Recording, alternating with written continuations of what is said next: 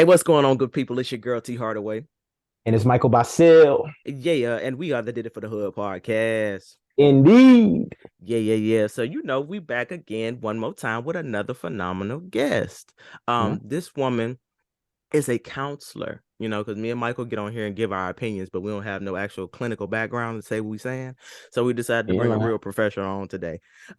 She's the owner of Sacred Space Counseling and Consulting.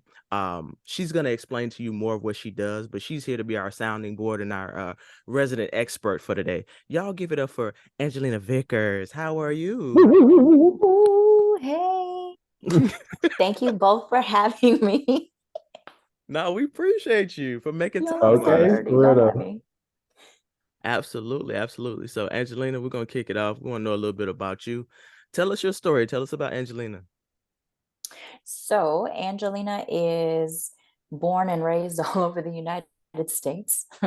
I say that because my family moved around quite a bit. Um, my mother is from the islands of American Samoa, and I have my great great grandfather who's also Chinese. So I'm of Asian and Pacific Island descent. It is something that I am incredibly proud of. And so I like to say that because most often people look at me, they're like, is she mixed? Like, I don't know what she is. You know what I mean? And so I just want people to know that I'm me Okay. and I'm here, you know? And and that's important. So um I I'm a wife, I'm a mother, I'm a sister, I'm a daughter, you know. I have lived in a variety of different states. So originally from Tacoma, Washington, moved to Hawaii, moved to Oklahoma, back to Washington, to Texas, back to Washington. And then I made my happy way down to Florida and then moved right back up to Washington. But ironically, Florida is where I found out about Bethune Cookman College at the time, now university. And I was like, oh, I want to go there one day. I liked to read biographies. And so Dr. Bethune was the biography that I read. And so when I saw the school, I was like, yeah, I could do this, you Piece of know? history. Okay. Yeah, Mm-hmm. and all of that sort of comes full circle, being that I am a graduate of Bethune Cookman University two times over. So, hey, hail Wildcats. All right. I'm a proud alumna. Okay. But I I went to school in Washington State. I came down to Florida and everybody was looking at me like, who is this girl from Washington State and why are you here? And I was like, I need to be here. And so I Mm. tell people often nowadays that Bethune Cookman saved my life. Had it not been for Bethune Cookman University and getting an academic scholarship, I probably would still be in the Northwest. And I'm sure that I would be doing something with my life, but it may not be to this level or this caliber. I'm sorry, y'all, I talk with my hands. As you should. I do too. You good. So she said, but for me, I really struggled a lot with insecurity because we had moved around so much. There Mm-hmm. wasn't a place for me to fit in. And I was always sort of on the outside looking in. There were always people who had their little friend groups and they've known each other for years. And I'm like, hey, y'all, and so coming to Bethune Cookman, I felt a sense of family. And there are people there that I know now that I continue to keep in touch with. T, obviously, you're one of those people for me. And so I really cherish the time that I had there. Originally started as a pre-med major and realized the medical field is not for me. Mm. So I took a psychology class and I was like, this is really interesting. I love the study of the mind, the body, and the soul, but I really don't want to change my major. So I'm going to keep doing what I'm doing. And maybe eventually it'll come back around. And became a single mother after graduation, just a relationship that didn't work out. And so I was like, gosh, I don't know how I'm going to do this. I want to go back to school, but I don't really know what I'm going to do. And being that I am a woman of faith as well, I really prayed and I was like, okay, Lord, what do you want me to do? And because I had a bit of a rocky childhood as well, obviously we moved around a lot. I was kind of like, I want to deal with families. I want to deal with the mom and dad, because if the mom and dad are okay, then that'll trickle down to the kids and the kids will be okay. And I realized after talking with several other people that maybe I shouldn't narrow my scope as much, and maybe mental health was the route to go. I really did pray about it because I was like, Lord, well, marriage and family, like marriage and then the kids, like how do I put all that together in the field of mental health? And as I moved forward and went through the program, I realized that a lot of that was healing for me. I needed to go through the program in the mental health capacity because I didn't realize there were things that I had struggled with that I was finally able to put a name to. You know what I mean? And when I realized that some of the experiences that I went through were what helped to shape me and make me the counselor that I am today through the program, I was like, oh, okay, God, I understand now. So I had to go through that so that I could get a backbone. Okay, I had to go through that so that I could understand what healing looks like. Come Right. on. And I did it Yeah. in a non-traditional way, right? Because Yeah. I didn't realize we had a counseling program at Bethune-Cookman. And at the time, it was really more like a vocational counseling program. Yeah. So What it is had more to do with career counseling, right? So okay. what are you going to do after college? Right. What are your goals after college and where you're going to go, rather than the mental health aspect? And if Right. it was, I didn't know about it. Mm-hmm. I'm gonna be honest with you, there were a couple of times in college I really could have done with a counselor. You know what Same. I mean? Same. It's, you know, so Mm-hmm. for me, realizing that, I was kind of like, okay, I'm not quite sure where this mental health thing is going, but I like it, Mm-hmm. you know, and realized that a lot of the healing that I did get, I was able to get through sound biblical counseling Mm. with my pastors at the time. And they helped walk me through periods of healing and Mm-hmm. places of deliverance that I needed, but Mm-hmm. it wasn't under the umbrella of mental health counseling. Right. And so I say that because for me, I'm a huge person that is like, Jesus and therapy, they go together. Come on now. Okay. Come on now. Because I think it's time out for us to just let me go to my pastor and then not worry about mental health, when the reality is our pastors are also struggling, you know? So I was going through the program, and I mean, I feel like I'm repeating myself, but honestly, I really learned a lot when I was Right. in the program. Right. I learned a lot about myself, and I really learned a lot about what are some of the things that I'm passionate about. Well, I know I'm passionate about women. Mm-hmm. I know I'm passionate about children. I know Mm-hmm. I'm passionate about following the Lord in the things that you feel like you're called to do. Right. And part of that was because, like I said, I had family members who struggled with mental health. And when I was younger, I just remember dealing with it because everybody was just like, oh, suck it up. Just keep it moving. Like, just suck it up, Right. you know? And I didn't realize that some of the things that I learned how to do were unhealthy. Mm-hmm. And they were behaviors that I carried into my adulthood and then affected the other relationships that I had. Right. Right. And so for me, I guess I'm kind of jumping ahead, but that's who I am. I am someone who loves God and Mm-hmm. loves people. You know, I'm someone who has had a traumatic background, but has been able to overcome that.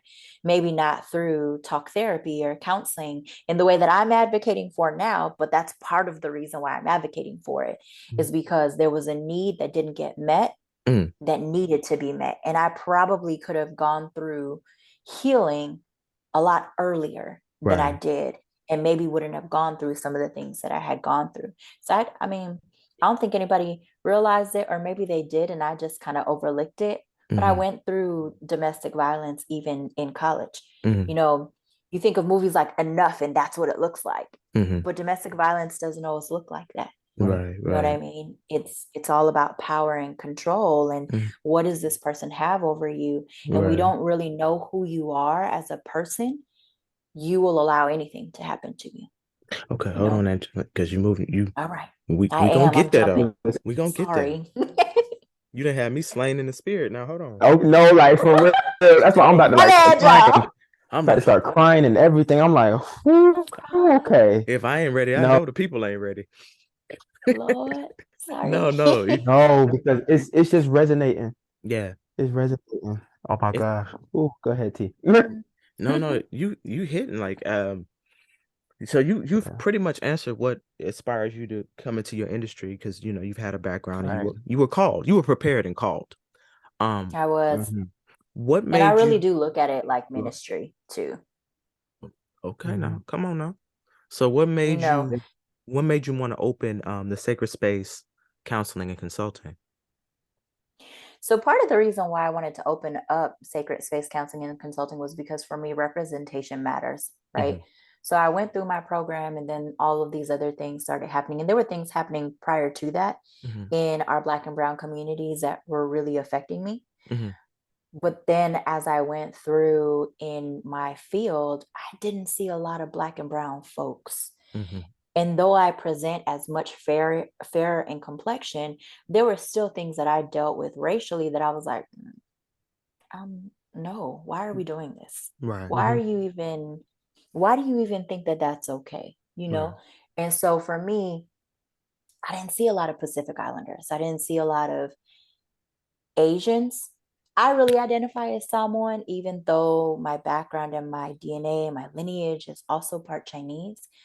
Because of how I grew up, I really identify with my Samoan heritage. So for me, I didn't see a lot of Pacific Islander clinicians. And I was like, I need more of me out there. Yeah. You know, I need to be able to see me represented because a lot of the kids that I was seeing that were coming through, you know, these mental health facilities, they were Black and brown, but the Hmm. people that served them didn't look like them or didn't have the same experiences as they did. And so Hmm. that's part of the reason why is I wanted to be able to provide that for other people. Hmm. So what particular area do you practice in, or is it like a spectrum or Yeah, so I am a licensed mental health counselor in the state of Florida. So by law, I'm only allowed to practice in the state of Florida. I've hmm. actually had referrals for people from out of state and unfortunately have had to tell them, I'm sorry, I don't Yeah. live in North Carolina, so I can't serve you, but I Yeah. can do my best to try to refer you to someone out there. And I typically have found a passion for working with youth and adolescents. Okay. I've had experience working with women, and of course, as a woman, that is an area and a group that I'm very passionate about. Hmm. Um, and so, Mm. Question. When it mhm, comes down to um just counseling specifically students, Black and brown students, what do you feel mhm. like as an expert, like you should, I guess, be focusing on when it comes to connecting with them? Hmm. What should I be focused on when it comes to connecting with them? Hmm. Personally, Hmm. I feel like it's relatability. Okay. So there's the concept of transference and countertransference. And that's something that ethically speaking, you want to be mindful of because whatever I'm experiencing, I don't want to impose that on my client and vice versa. I don't want to, Right. whatever they're experiencing to be imposed on myself because we want to be able to work equally together. Hmm. Um, and so for me, I want to be able to be relatable to them in a way that helps them to feel comfortable about the services that they're seeking. Mm. And I know that a lot of students really struggle with emotional regulation and identifying their emotions. I think one of the things that I've seen, and even in college students, because I mean, if we're going to be completely honest, there's a lot of adults that don't know how to handle their emotions appropriately. Come on Not now. even just college students, but like grown behind adults. Yeah. I think that's kind of why we've identified what Karens and Kens are. Just saying, right? Talk about it. Talk about it. Message. You know, just saying. But those are like when you don't have the ability to regulate your emotions or you don't know where your emotions are coming from, it can cause depression and anxiety. Now, our kids are dealing with some severe mental health issues because I interned during my master's program at Bethune-Cookman at the counseling center. And we had some students that were dealing with some pretty severe mental health issues without going into too much detail, you know what I mean? Right. But overall, what I see is our students have difficulty with coping with being away from home. They have difficulty with understanding what depression and anxiety actually looks like. You know, I think a lot of times people just think, oh, a depressed person is just someone who looks sad all the time. Right. That's not always true, Mm-hmm. you know, especially with us. And one of the things that I don't think people realize is that Black and brown people, we have a tendency to present differently. And even as male and female, you know what I mean? Our presentation and our symptoms are not always the same. Okay. Overall, they're pretty consistent across the board, but they present differently in different ways. So someone could be depressed and lose motivation for the things that they're normally interested in. So Right. if they enjoy playing basketball, it's just not appealing to them anymore. You Right. know, they're struggling with their sleep. They have poor appetite. They could be someone who is extremely irritable. So you start noticing changes in their behavior. They may become more aggressive. Same thing even for anxiety. You know, some people who are super angry all the time, maybe you have somebody, I don't know if y'all seen it, but I've seen it a couple of times when I was in school. There was a couple folk who got upset about a test they was taking and they just Flip. Yeah. Yep. Flip down the you know what I'm hall. saying? They Yep. flipped out. But if you really think about it, okay, the trigger is I'm taking this test. Okay, well, what else is happening there? Are you worried about your grade? Are you on Right. scholarship? What's happening behind that? Because a lot of that could be anxiety, but it's manifesting itself in a negative way. We Let me just don't realize it. let me ask you a question in the middle of that. Specifically because you were at a HBCU, I'm just ask a black and brown type question. Do you think also one of the issues was due to the fact that mental health is not really talked about, is why a lot of these kids were walking around like undiagnosed or with other issues that were unaddressed? I do, because I think if we really are honest with ourselves, people will probably still say, oh, if you go to counseling, you crazy, Right. right? And even from a societal perspective, if you have a young man who's crying because he's sad, oh, you weak. Why you crying? Suck it up, son. What are you crying about? You ain't got nothing to cry about, Right. right?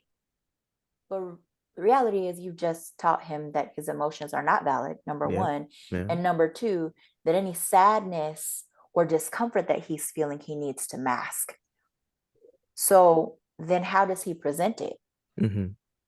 A lot of these kids that you see in school that are acting out and that are having really horrible behaviors is because there's traumatic stuff happening back home. Yeah. The mom and dad are divorced. Maybe they getting beat. Maybe they ain't got no food to eat. Right. And how are they supposed to handle that? They're not allowed to cry because crying is a sign of weakness. Right. And you just supposed to man up. I mean, in my culture, we supposed to man up too. And I'm a girl. Like, you know what I'm saying? So it's like, those are things that people, I mean, the stigma around mental health is reducing, because I think we have more Black and brown folk that are like, no, we've got to deal with our issues. We can't just keep sweeping them under the rug like they don't exist. Right. And we have to be willing to talk about it, because now you have kids that are growing up to be adults and don't know what to do with it. And they don't know where it's coming from. So you got kids that are walking around and they know they have anger problems, but they don't know why they have anger problems. They don't even know what triggered it. And they don't even realize that what they're really feeling may be more than just anger, because they don't have words for it. Because they've never had to address the issues. They've never had to address the issues, or they know what the words are, but they're too ashamed to admit it because they feel guilty, because maybe they didn't pray hard enough. Maybe they didn't go to their pastor long enough, right? And that's part of the reason too why originally I wanted to call my business Authentic Beauty, right? Being authentically who you are and knowing that that is a beautiful thing. But then I was like, I might be leaving out fellas. It sounds like a salon though. See? It's a beautiful name. Yes, but I'm leaving people out, right? Yeah. And so for me, I really had to think about what type of atmosphere do I want to create? What type of experience do I want people to have? And if we think about it, in my culture, we don't really have a word for counseling. We don't really have a word for therapy or psychotherapy or psychodynamic services. We don't have a name for that. And Mhm. so oftentimes it's this idea of talanoa, like conversation or talk story, where you have people who may have two opposing views, but who can come together and have this place of safety where they can communicate with one another and express their thoughts and feelings without it being something that is full of animosity, Right. Mm. you know? Yeah. And so that's part of the reason why I was like, sacred space, because I Mhm. need you to understand that how you feel and the way you present yourself is valid Mhm. and welcome in this space. And I want you to feel free enough to be able to express that, especially for my males, right? Mhm. Because you're not crazy Right. and ain't nothing wrong with you. And Right. one of the things that I tell people all the time is I am not a crazy person. We probably all got a little bit of crazy in us, just saying. For sure. But the reality is that if I have family members and friends that I know are safe places, but I'm really going through something and I just keep dumping and dumping and dumping and dumping, at some point my friends are going to be like, bruh, I am not your dumpster. Yeah. I don't have Yeah. the capacity for this. I don't have You the feel me? capacity for this because I'm going through stuff. And if we like COVID, we was all going through stuff. Mhm. There are so many people who lost so many family members and friends, even classmates, people we went to school with. People were dying left and right. We are Yeah. all dealing with stuff. And so if I can't come to you because I'm like, I don't really know where to put this, right? Or I'm always the strong friend and everybody comes to me, Right. well, then who do I have to talk to? Right. I always approach it from the perspective of it's okay to have a little bit of support.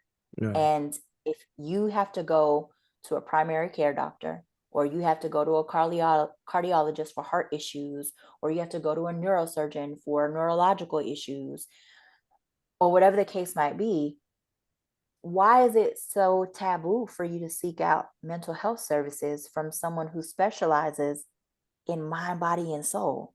'Cause that's what crazy people do. That's what you're Mm. told. What about to say, or It so they say, is. right? That's what they say. Yeah, but is it really that crazy? Because the very definition of insanity is doing things over and over, expecting a different result. You get no argument from me. You get They're no about to argument say, from you me just at mic all, dropped bro. on that, in my Come on now. opinion. Stage left. But one thing I want to pinpoint that you said was that, like, when it comes to like like the sessions and things like that, Mhm, just being like knowing that where you are is welcomed. Mm-hmm. mhm, I feel like a lot of specifically black men, I would say, don't fully grasp and understand that it is okay to literally show up as you are Mm-hmm. and to release as you are. mhm, Because like I know me personally, like I was in therapy for a little bit, but then I had stopped for a moment just because, yeah. But also just because I just didn't feel fully like I can really give like how I want to, but mhm. knowing that that space has to be curated and created, that atmosphere has to be curated, like you was talking about. So, Yeah. And the other side too is for me, I always advocate for people. If I'm not the therapist for you, mhm. find somebody who fits you. Right. If you need help in that area, let me know. I got you. Because for me, I don't have to compete with anybody else. You Right. know, I might struggle with my own version of imposter syndrome, but the reality is I'm not made for everybody, Right. nor Okay. is everybody made for me. Right. So if me and you don't mesh, please, by all means, tell me. Because in that way, we can find somebody who will fit with you and you feel like you can be free with. Because if I ain't it, I'm okay with that. And you need to understand that I'm not going to be offended by that. I'm going to want to help you get to where you want to be because I am a helper. That's something that has been ingrained in me since I was little. I always would tell people it doesn't matter what I'm doing as an adult as long as I'm helping somebody. Angelina, let me switch gears with you a little bit. Mhm. Um, because I know you've worked on a college campus, and part of the reason why I invited you on today is because I wanted to talk a little bit about the mental health that goes on college campuses, specifically when you're first transitioning into school. What are some of the most common issues that you see when they're transitioning into college? So some of the most common issues I would say are more than likely adjustment, right? So you're adjusting from being away from your parents. There's anxiety that comes along with that, whether it's feelings of depression or other behavioral things or whatever mood issues may come along with that. A lot of it is really just adjustment. How do I adjust to this life without my parents? My parents used to be there to either hold my hand or I didn't have nobody holding my hand. And, going to an HBCU, a lot of times there was curfew, right? We Yeah. were mandated to come in at 11 o'clock. And those dorm moms and dorm dads or whatever, they sure was there like, excuse me, Where you at? what are you Mm-hmm. doing? Where you at? You didn't sign the book. I need to know where you are.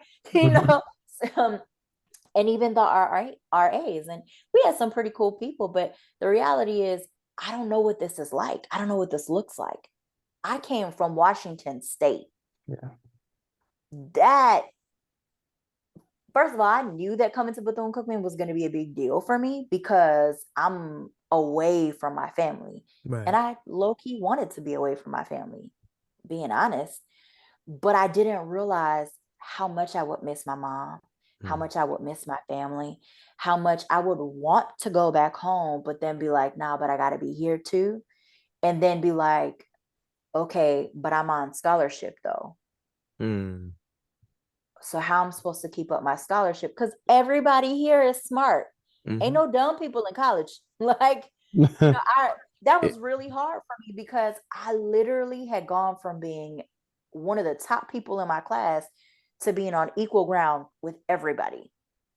Mm, And If there is when a you dumb are person, they ain't gonna be there long. right, okay.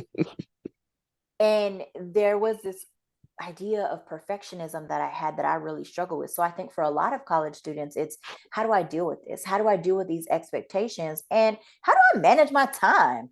You know, I'm going away to school. I know I got to do my grades, but what if I really want to socialize? Like, oh, you Yeah. cute. Hey, you know Okay. what I Yeah.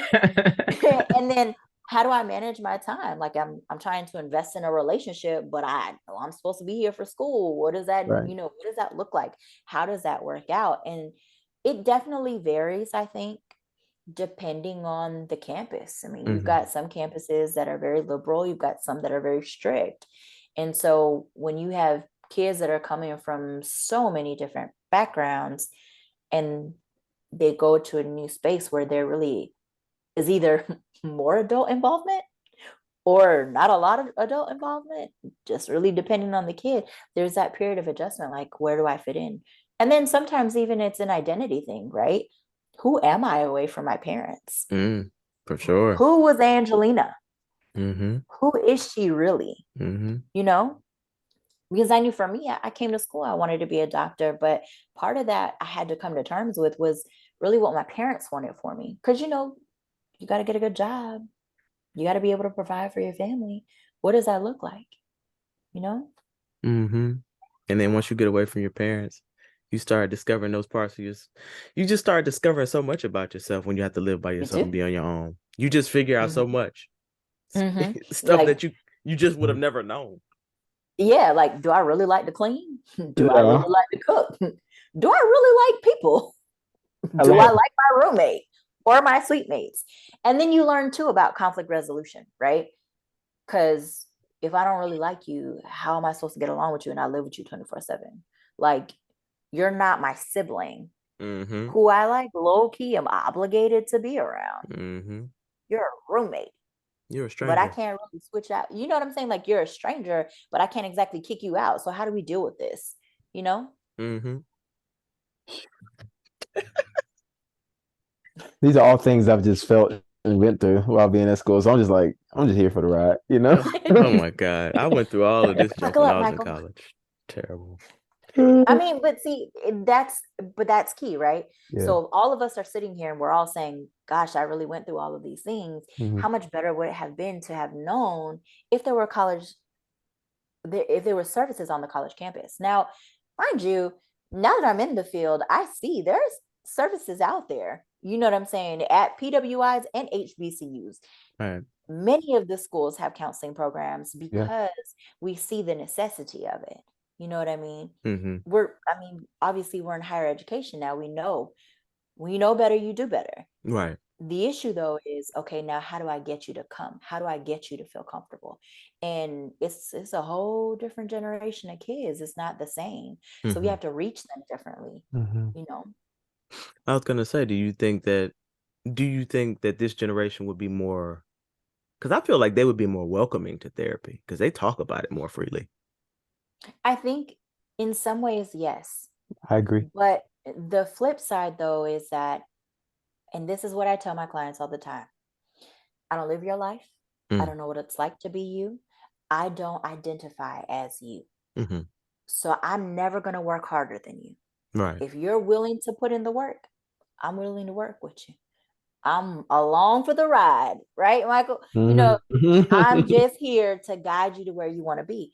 But one of the things that I'm also seeing is there's that struggle to really have accountability, right? Mm. Because even with counseling, there's gonna be that accountability that's there, right? I'm gonna have to confront some things. Right.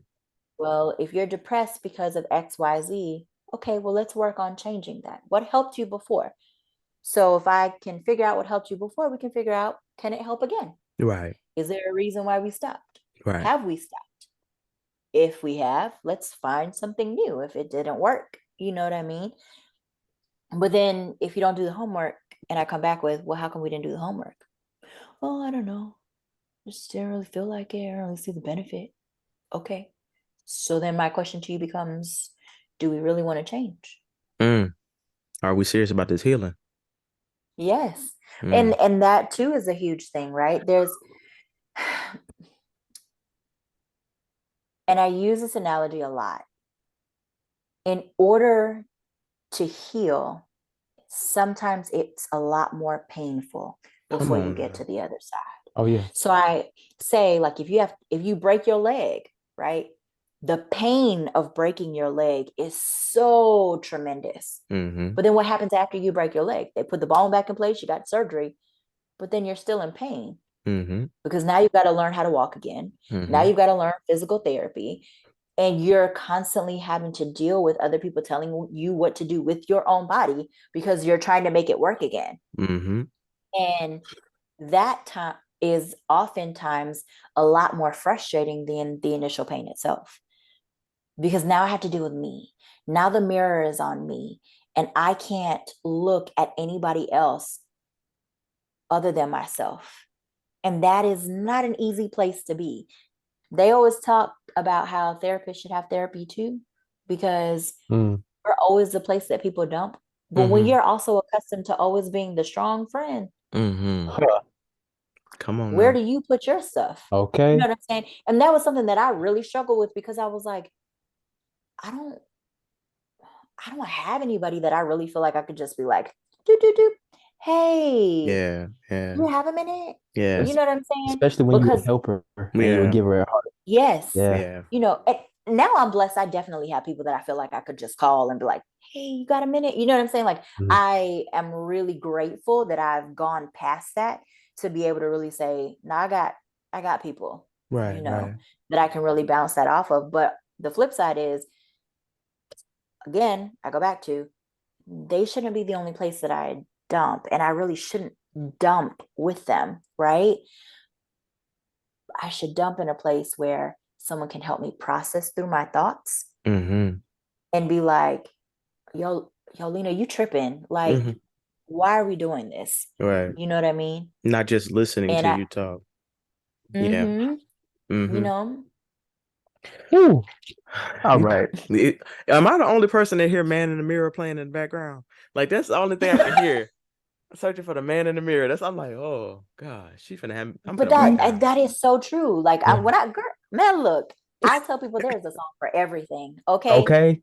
But I was having a conversation with my husband the other day, and I literally busted out in a song, and I was like, "There's a song for everything, baby." It is. But it's You ain't real, lying. like it's I I look at it as accountability. Mm-hmm. I'm here to also hold you accountable. You have goals that you want to accomplish. If you want to accomplish those goals, something needs to be done.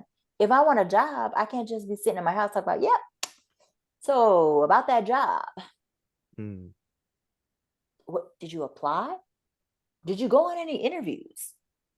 Did you even look? Right. I was just Did you gonna say, did you submit Google apps? it? Did you Yeah, Google it? you know Look what it I'm up. saying? Like, if you haven't done anything, the Bible says that faith without works is dead. So if I'm Come sitting on. here trying to believe God and ask God for this, but I ain't do nothing, God can't do nothing. there's a problem. And Mm-hmm. I'm not, obviously I'm not talking about like works and Yeah, really yeah. being in that, Mhm. but I am saying that you have to put forth the effort. Right, for I sure. shouldn't be the only one putting forth the effort in our session. So So if I'm administration and I'm trying to reach these students, trying to get them to come into counseling, what do you think the outreach should look like? Or do you have any ideas? so it's great that you brought that up, because I think that I have experienced where administration has said, I see a problem. These transitions have occurred, and I really want my kids to be okay. Mm-hmm. I can't help them. So for me, it's community collaboration, right?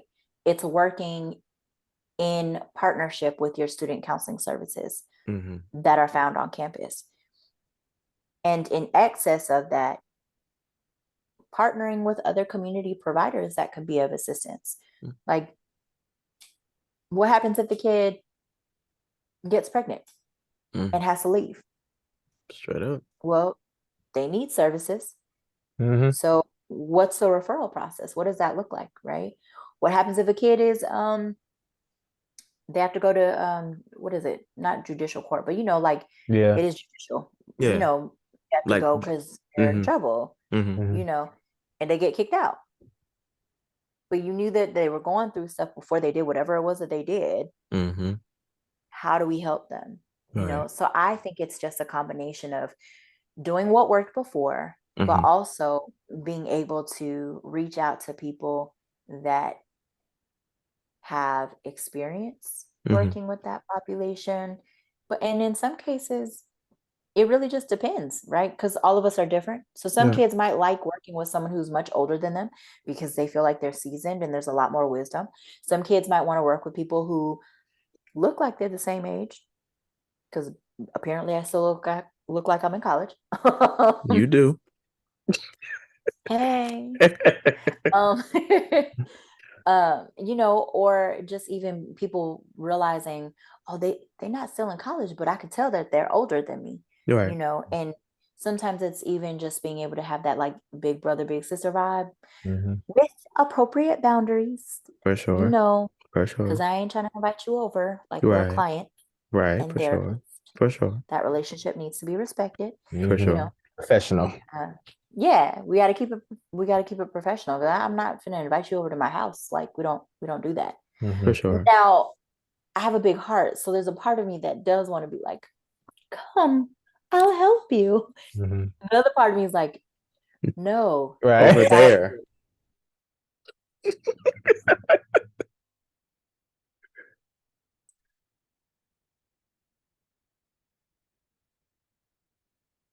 Yes. so Oh, so thought, and I think it's a thought and a question, because I know that at least in my experience, like I've had like friends around me who have like talked to other friends saying like, hey, maybe you should just like go to therapy. And I know that it wasn't received positively from that person who was on the receiving end of that conversation. And so when I guess suggesting therapy or suggesting counseling in any type of yeah, way or just outside help, what do you think is the best way to communicate? personally, I think just what happened is the best way to communicate that, Mm, because I think that this generation doesn't like cookie cutter answers, right? They don't want you to Right. beat around the bush. They want you to be upfront about what it is that you're suggesting. And even with like suicide prevention and mental health first aid, they teach you, don't beat around the bush when it comes to asking a kid about suicide. Ask them outright, right? So even if it's, have you ever considered going to therapy? Or they go, no, only crazy people do that. Okay. Have you ever heard of somebody going to therapy? Mm. Right? Because that's the other side, is because there is still, unfortunately, that stigma. People don't realize that there are people around them that have gone to therapy. But part of the reason why I sought out services was because there was other people around me who had gone to therapy. Mm-hmm. Like they were like, no, this really helped me. You should probably go. I'd done been through a whole lot of junk the past few years. Like literally, when I had my son, and he's our last baby, so no, we're not having any more. We're done. Okay. But Make that clear. Okay. yes. Okay. And Shout no. out to- But when I had my son, um, one of my cousins was murdered Mm. like 3 Wow. weeks before he was born. One of my mentors passed away from COVID. And just the year prior to that, and the year before, my cousin had passed away from cancer. My grandfather-in-law had passed away. My grandmother-in-law passed away, paternal. And then my son is born. And then my mother-in-law, my grandmother-in-law both get COVID. Grandmother passes away. And then we find a family friend passed away in the house. Mm. Wow. I don't know about y'all, but I was about to go crazy, like for Yeah. real, because I was like, I can't do this. Like, I can't try to be everything for this one little baby when I don't even know what to do with myself right now. And I Right. told my husband, I said, something is wrong with me. I don't feel like myself, where I would normally be super excited because I love little babies. They just cute. They smell good, you know. But like I couldn't even enjoy my son. Mm. I was like, this something is wrong. Until you know me, you know I love the kids, right? Absolutely. You know I love. And so when I was like, I can't even enjoy my son, I need help. And unfortunately, it took a while. Mm-hmm. You know, I had been seeing a colleague of mine, and she's amazing. I absolutely love her. I would have gone back, but I also felt like maybe I needed a change. You Mm-hmm. know what I mean? Because it was just so much that I Mm-hmm. was going through. And it took me, so I knew something was wrong. My son was born in August. I knew something was wrong by October. It took until February the following year for me to get a therapist. Wow. That just shows how great the need is. Mm-hmm. You know what I mean? Mm-hmm. And how desperately services are needed for people, just in general, you know. But I had a place to dump. I had a place to put all of my anger and my frustration, because I was like, I just had a whole baby. Like I'm breastfeeding, and y'all want me to be there for you, and I don't know how to do that right now. Like Right. I'm physically telling you, I cannot. Mm-hmm. You know, Mm-hmm. and that's another reason. Like for me, there are moments where transparency is appropriate, right? If Mm-hmm. I feel like it's going to be therapeutically beneficial to share that with my clients and make them feel more comfortable, then I may share that. Mm-hmm. But it may not be something that's appropriate, right? Because I also don't want to make it about me. Right. It's about you, not me. Well, I definitely think this is a platform for this conversation because I feel like it's going to open the door for a lot of people to start seeking therapy. Yeah. Yeah, I definitely think this is a conversation that was necessary and needed. And I appreciate your transparency. Thank you. I mean, I think that too is just kind of my personality, but you know, I'm honored that I was even asked, right? Because y'all could have asked anybody, but y'all chose to ask me, you know, and I don't take that lightly. Part of that is I'm grateful. I'm grateful for the opportunities that are presented. And like I said earlier, for me, it's ministry. I get to talk about how I personally believe that psychology is something that is found in scripture. If, talk about it. The word doesn't say psychology, but it's mind, body, and soul. Hello. Flesh, spirit, and soul, my feelings, my mind. You know what I mean? It's all there. And I tell people too, like, one of the things that I share is, y'all, Noah built a whole ark. Everybody died but his family. They was in that ark for like 9 months. And then they came out. Can y'all imagine the level of devastation? The tree, the land, the destruction, the bones. Imagine survivor's guilt, PTSD. Why do you think Noah drank so much? Hello? A lot of us use alcohol to cope. A lot of us smoke marijuana to cope. Especially on college campuses. Yes, especially on college campuses. So why would we think that it's not in scripture? If you think about Saul, Saul had schizophrenia. Yeah. He was hearing voices. People was talking to him. But then what did David do? David used music therapy. He used praise and worship. And the words stopped. Or the talking stopped, right? It's there. We see it. I mean, we see incest. We see all of these things. Adultery. David lost his son because he committed adultery. He tore his clothes because his baby died. Right. Like, hello, depression. Hello, the mama. But also for me, David suffered. Noah suffered. These are men that suffered in scripture. Saul, because I just mentioned him, they suffered. That's right. It's okay. You see them suffering. David cried.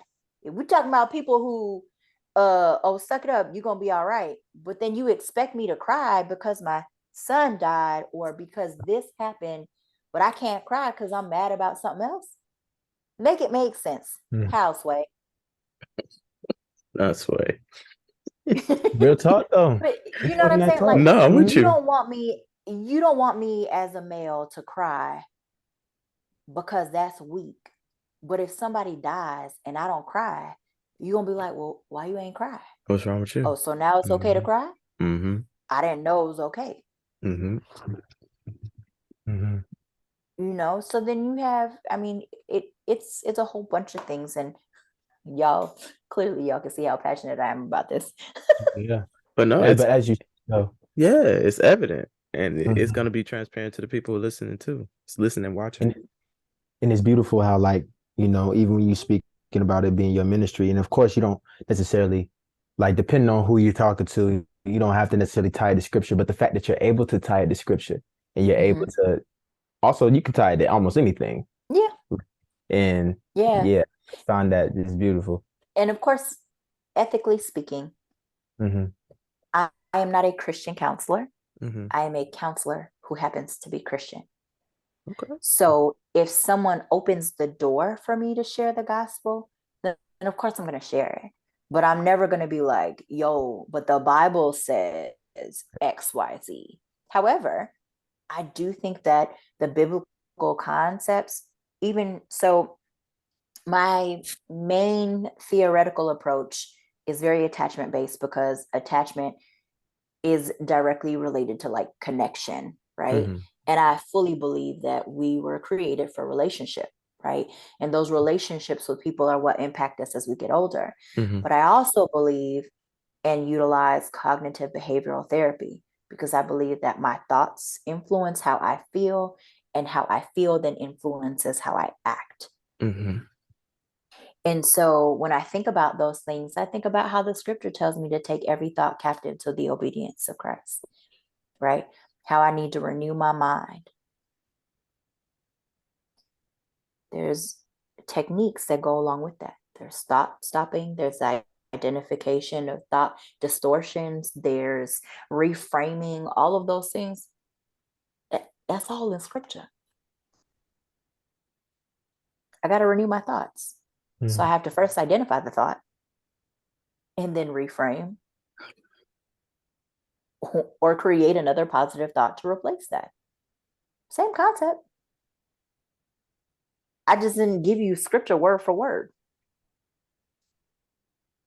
You know what I mean? Mm-hmm. And so that's another thing I think for me where I'm unique because I really do believe that a lot of what I do and how I approach things is from a scriptural perspective. I just don't have to say, "Thus saith the Lord" in the book of Psalm, verse or chapter 119, It's kind verse of played 11. at this Like, point. like Yeah, I don't it's have to do played. that. Mm-hmm. Angelina, I mean, first of all, I want to thank you for coming on here today. I would definitely say this conversation has gone in a direction. It's gone in a beautiful direction. A beautiful direction. I'm gonna ask you a question. What is your personal motto? Like, what are the words in which you live by? So it's something that I actually heard from Real World Seattle. Stop it. Now you're gonna ruin this Wait, wonderful moment. from where? Real World Seattle, the TV show. So Oh, I'm about anyways, to say I don't know what that is, but I heard. Okay. anyway, one of the people on the show was like, their motto was "Kill them with kindness." Okay. And if anybody who knows me, they know I'm gonna kill them with kindness. If you know the type of person that I am, if I'm gonna turn the other cheek. Now I ain't gonna let you push me over now, Mm. but I am gonna pray for you. Because the Bible calls me to do that. Pray for those who spitefully use you and abuse you, right? So I'm gonna pray for you because in doing so, I heap coals of burning fire on your head. That sounds a little morbid, but like I'm being for real. You know what I'm saying? Like, there's nothing that you can do that's gonna be able to hurt me because I've not done anything to hurt you back. If anything, what I've done is pray for you to be blessed. And I'm gonna reap what I sow. So if I'm gonna reap kindness, I'm gonna get kindness back. That's a blessing. Because when they go Yeah. low, I go lower. Anywho, You know, it that is a see, blessing, though. I'm so happy see, that you Y'all, I ain't gonna lie. There's moments, okay? oh The yeah. petty is real, listen. but Hello. I'm always going to strive to Right. do what my Father in heaven calls me to do, right? How can I do this and sin against my God? My God calls me to love my enemies. All right, homie, I'm gonna love you. I ain't got to kick it with you, though. Okay. Pretty Don't. much. Hey. But those are boundaries, Under the right? with the Those are I ain't Quavo. got to kick it boundaries. with you. Those are boundaries, With and the those are Quavo. real and they're valid, right? So, like, okay, I'm gonna pray for you. Appreciate you. Said I don't do the fake. Stay there. Just stay there, please. Angelina, tell everybody where they can reach you if they want to seek services. Okay, so if you would like to seek services, you can catch me on Facebook on my Facebook page, Sacred Space Counseling and Consulting LLC, or you can reach me via email at sacredspacecc@gmail.com. Oh, and one more question before we close out. If you had any advice to give to future counselors and students who are going in that direction that you're going in, what would that be? Be you. There can only be one you. And the people that you're called to touch and to reach, I may not be able to do that. So be you. Because you may be exactly what they need.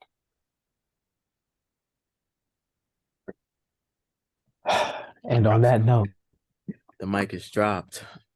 Well, I'm gonna do my wise words from T. Hardaway before we depart, because that was a phenomenal interview. Angelina, thank you so much for coming on. Thank you. you My wise words for this evening, because Angelina has pretty much done it. I can't do it any justice tonight. So what I'll say is, If you seek your purpose and be obedient, everything will be revealed to you. Everything will be provided for you, and the way will be made for you. And people think that you are not qualified for that position. You will be qualified because it is your destiny and it is your assignment. With that said, I'm T. Hardaway. And I'm Michael Bahsil. And we are the Did It for the Hood podcast, baby. Thank y'all for tuning in. Indeed. Make sure y'all come back next week because we're going to do it again. Yeah.